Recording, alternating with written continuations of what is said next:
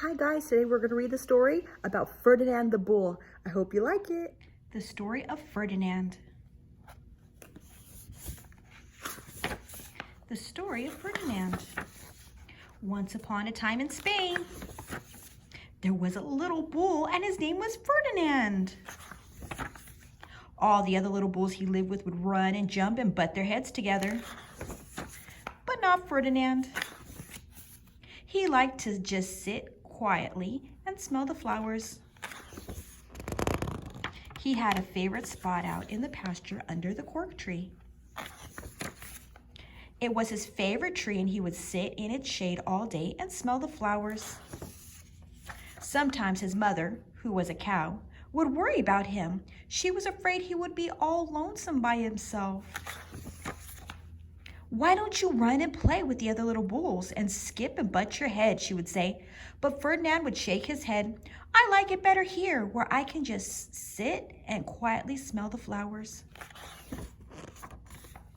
His mother saw that he was not lonesome, and because she was an understanding mother, even though she was just a cow, she let him just sit there and be happy. And as the years went by, Ferdinand grew and grew until he was very big and strong. And all the other bulls who had grown up with him in the same pasture would fight each other all day. They would butt each other and stick each other with their horns. What they wanted most of all was to be picked to fight at the bullfights in Madrid. But not Ferdinand. He still liked to sit just quietly under the cork tree and smell the flowers. One day, 5 men came in very funny hats to pick the biggest, fastest, roughest bull to fight in the bullfights in Madrid.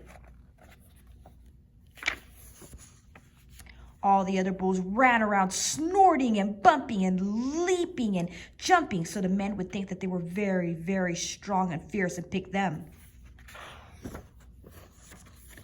Ferdinand knew that they wouldn't pick him, and he didn't care, so he went out to his favorite cork tree to sit down. He didn't look where he was sitting, and instead of sitting on a nice cool grass in the shade, he sat on a bumblebee. Well, if you were a bumblebee and a bull sat on you, what would you do? You would sting him, and that is just what the bee did to Ferdinand. Oh no, look at his face. Wow, did it hurt? Ferdinand jumped up with a snort, and he ran around puffing and snorting and bumping and butting and pawing the ground as if he were crazy. And the 5 men saw him, and they shouted with joy. Here was the largest and fiercest bull of all, just the one for the bullfights in Madrid. So they took him away for the bullfight day in the cart. What a day it was. Flags were flying and bands were playing.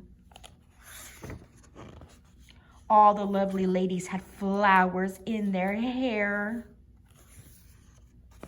And they had a parade into the bull ring. First came the bandoleros with long, sharp pins with ribbons to stick in the bull and make him mad. Next came the picadores, who rode skinny horses, and they had long spears to stick in the bull and make him madder. Then came the matador, the proudest of all. He thought he was very handsome and bowed to the ladies. He had a red cape and a sword and was supposed to stick the bull last of all. Then came the bull, and you know who that was, don't you? Ferdinand. They called him Ferdinand the Fierce, and all the bandoleros were afraid of him, and all the picadores were afraid of him, and the matador was scared stiff.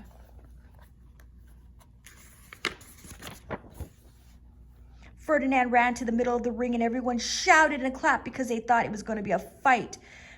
Fiercely and butt and snort and stick his horns around.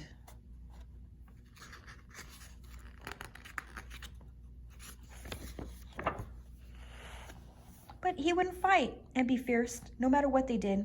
He just sat and smelled, and the bandoleros were mad, and the picadores were mad, and the matador was so mad he cried because he couldn't show off with his cape and his sword.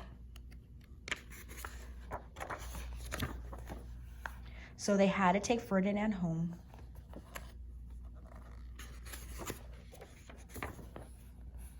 And for all I know, he is sitting there still under his favorite cork tree, smelling the flowers just quietly. He is very happy.